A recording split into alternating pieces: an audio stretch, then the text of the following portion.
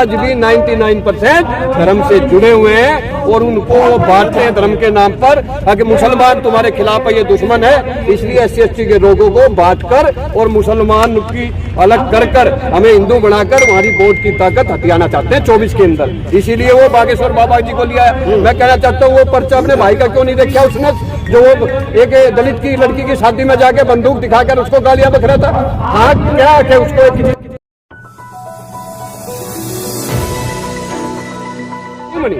हम कहना चाहते हैं देश के अंदर एक मुद्दा उठ रहा है, हिंदू राष्ट्र हिंदू राष्ट्र हिंदू राष्ट्र। हर आदमी बीजेपी का RSS का हिंदू राष्ट्र की बात करता है। सुबह TV खोलो तो हिंदू राष्ट्र, सुबह श्याम पार्क में जाओ तो हिंदू राष्ट्र, जहां भी प्रोग्राम में जाओ हिंदू राष्ट्र। मैं कहना चाहता हूं जब देश में 9 साल से आप EVM द्वारा सत्ता में बैठे हुए हो, आज प्रधानमंत्री हिंदू, आज राष्ट्रपति हिंदू, चुनाव आयोग हिंदू, न्यायपालिका हिंदू, पूरे देश में सारे मंत्री हिंदू, सारी सरकारें हिंदुओं की है, तो फिर क्या इस देश में कोई प्रधानमंत्री मुसलमान बनेगा उस दिन हिंदू राष्ट्र की घोषणा करेगा?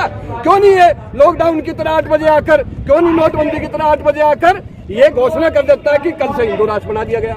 ये देश ना पहले हिंदू राष्ट्र था, ना किसी ग्रंथ में आज तक हिंदू की कोई बात है, लेकिन उनको ये पता है ये देश धार्मिक देश है, धार्मिक भावना से चलता है। कहीं ना कहीं SC/ST OBC के लोग आज भी 99% धर्म से जुड़े हुए हैं और उनको वो बांटते हैं धर्म के नाम पर। अगर मुसलमान तुम्हारे खिलाफ है, ये दुश्मन है, इसलिए SC/ST के लोगों को बांटकर और मुसलमान की अलग कर हमें हिंदू बनाकर हमारी वोट की ताकत हथियाना चाहते हैं 24 के अंदर। इसीलिए वो बागेश्वर बाबा जी को लिया है। मैं कहना चाहता हूँ वो पर्चा अपने भाई का क्यों नहीं देखा उसने, जो वो एक दलित की लड़की की शादी में जाके बंदूक दिखाकर उसको गालियां बक रहा था। हाँ क्या क्या उसको किसी दलित की लड़की की शादी में आशीर्वाद के अलावा उसको बंदूक लड़ाने का, गाली बकने का क्या बाबा साहब ने यही सिखाया? कहीं ना कहीं ये सब ढोंगी है और ये 24 की तैयारी, इसके अंदर बहुत बड़े लेवल पर बड़े बड़े बाबा है वो इकट्ठे हो गए हैं। देखिए यही तो ना कि फूले हैं, परियार जी हैं, लल्लई जी हैं, सावित्री बाई जी थी, हमारे मानवर काशीराम के साथ साथ बाबा साहब थे। इन्होंने ये संघर्ष किया अंधविश्वास पाखंड के खिलाफ, इस जाति के खिलाफ, लेकिन वो भी खत्म नहीं कर पाए क्योंकि उनके लोगों ने उनका साथ नहीं दिया। और आज भी वही हो रहा। जितने भी संगठन और जितनी भी पार्टियां आज बहुसंघ समाज की देश में चल रही हैं और जो चला रहे हैं वर्तमान में, जैसे ही समाज उनके साथ खड़ा होकर एक मूवमेंट में कैडर के रूप में, बड़े आंदोलन के रूप में खड़ा करता है और सरकार को डराता है, उसी टाइम वो नेता कहीं ना कहीं कांग्रेस और बीजेपी की गाइडलाइन पर चला जाता है। कहीं ना कहीं अपने समाज को वहां बेचकर एक सांसद और विधायक के लालच में हमें बेचने का काम कर रहा है। यही कारण है कि आज 75 वर्ष में एक बाबा साहब पैदा नहीं कर पाए, कोई फूले पैदा नहीं कर पाया। आज तक कोई एक आदमी देश में ये बता दे कि ये फूले के रास्ते पे चल रहा है, ये बाबा साहब के रास्ते पे चल रहा है। हाँ इतना जरूर है कि हम उनके नाम को यूज कर हम कहीं ना कहीं लोगों को गुमराह कर मानवता के रूप में, सहानुभूति के रूप में, इमोशनल के रूप में उनके बनाए हुए रास्ते पर एक बात कर मंचों पर बड़ी बड़ी माला पहनकर उनकी बात कर हम जो लोग हैं अपने समाज को गुमराह कर रहे हैं और उन गुमराह कर उनको बेचने का काम कर रहे हैं। लगाम तो है ही नहीं, आज बिल्कुल बेलगाम है। कोई भी पार्टी आप उठा के देख लीजिए, आज वो किसी की भी नहीं मानते हैं, सब अपनी अपनी चला रहे हैं। यही कारण है कि अखिलेश जी भी बाहर हैं, तेजस्वी भी एक छोटा सा डिप्टी CM का ले रहे हैं, कल पता नहीं नीतीश कुमार कब पलटी मार जाए। कहीं ना कहीं मायावती बिल्कुल 0 पर आ चुकी है। पूरे देश के अंदर बहुसंघ समाज की संगठन भी आज तकरीबन जो है बिल्कुल सुनने की तरफ है और जो बड़े लेवल पर चल रहा है कहीं ना कहीं वो भी किसी ना किसी की सपोर्ट से उस काम को कर रहा है ताकि आने वाले टाइम में गठबंधन में उसको 4 सीट मिल जाए और वो भी MLA MP बन जाए। समाज की भलाई के लिए आज देश के अंदर जो लोग काम कर रहे हैं वो यहाँ पर बैठे हुए हैं, जो ना किसी पार्टी से ना किसी संगठन से, ये संयुक्त बहुसंख्यक समाज मंच इसीलिए बनाया है कि यहाँ किसी का राष्ट्रीय अध्यक्ष कोई नहीं है, इसमें कोई उपाध्यक्ष नहीं है, कोई कैशियर नहीं है। ये तमाम सब लोगों को लाया गया, वो इसीलिए लाया गया कि हम अपनी पार्टियों से, अपने संगठनों से थक चुके हैं। वो लोग कहीं ना कहीं जैसे कामयाब होते हैं वो कहीं ना कहीं बीजेपी और कांग्रेस की उसमें बिक जाते हैं और समाज को बेच देते हैं। यही कारण है कि आज हमारे पास संख्या की कमी है। क्यों नहीं है? क्योंकि लोग थक चुके हैं। कभी कोई किसी पार्टी में बुला रहा, कोई किसी संगठन में बुला रहा, काम कोई कुछ नहीं कर रहा, सिर्फ उनकी पुण्यतिथि, जन्म तिथि बनाकर और हम लोगों के नाम और महापुरुषों के नाम लेकर हमारे समाज को गुमराह करने का काम किया जा रहा है। लेकिन अब कहीं ना कहीं समाज के लोग शिक्षित हो रहे हैं, जागरूक हो रहे हैं और संगठनों से अलग हटकर, पार्टियों से अलग हटकर अपने मूवमेंट को कहीं ना कहीं पूरे देश में चला रहे हैं। और आने वाले समय में आप थोड़ा समय लगेगा और समय लगेगा, लेकिन आने वाले टाइम में 24 तक कहीं ना कहीं एक ऐसा मूवमेंट खड़ा होगा कि सरकार को झुकना पड़ेगा, क्योंकि ईवीएम हटाओ भाजपा भगाओ, ईवीएम हटाओ मोदी भगाओ। इसलिए कहीं ना कहीं इस मुद्दे को हमें दीवारों पर भी लिखना पड़ेगा, रोड पर भी बोलना पड़ेगा और संसद में घुस के भी बोलना पड़ेगा। और सबसे बड़ा दुर्भाग्य तो आज ये है, हमें ना 23 की तैयारी करनी चाहिए ना 24 की करनी चाहिए। अब सब लोग मंच पर बोल रहे हैं 24 की तैयारी करो, 70 की तैयारी करो। मैं ये कहना चाहता हूँ कि बाबा साहब ने संविधान में रिजर्व सीट दी थी। आज हमारे 130 के आसपास SC/ST के सांसद बैठे हुए हैं, OBC के मिला के इस देश में प्रधानमंत्री 272 पे बनता है, हमारे 300 के आसपास है सारे।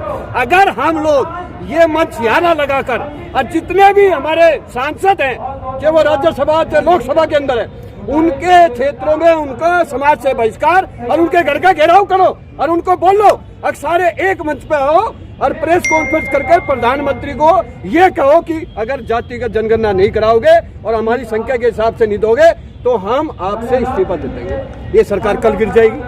अगर विधायक हमारे पूरे देश में इतने हैं, अगर वो प्रेस कॉन्फ्रेंस करके अपने अपने मुख्यमंत्री को बोल दे तो कल देश में 28 से 32 राज्यों में एक भी सरकार किसी मन्नुवादी की नहीं रहेगी, सब सरकार खत्म हो जाएगी। अब हमें लड़ाई चुनाव से पहले ईवीएम की और अपने चुने हुए सांसदों से लड़नी पड़ेगी, क्योंकि हमें गैरों ने नहीं, हमें अपनों ने कर लूटा और आज भी अपने लूट रहे हैं।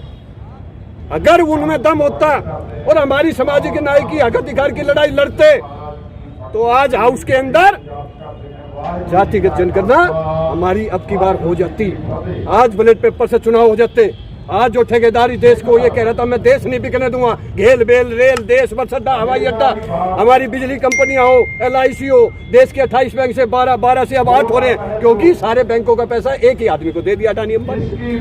आज अडानी जैसे नीचे आता है वैसे देश की धक हो जाती है, बैंकों की LIC की ऐसी हो जाती है। क्यों?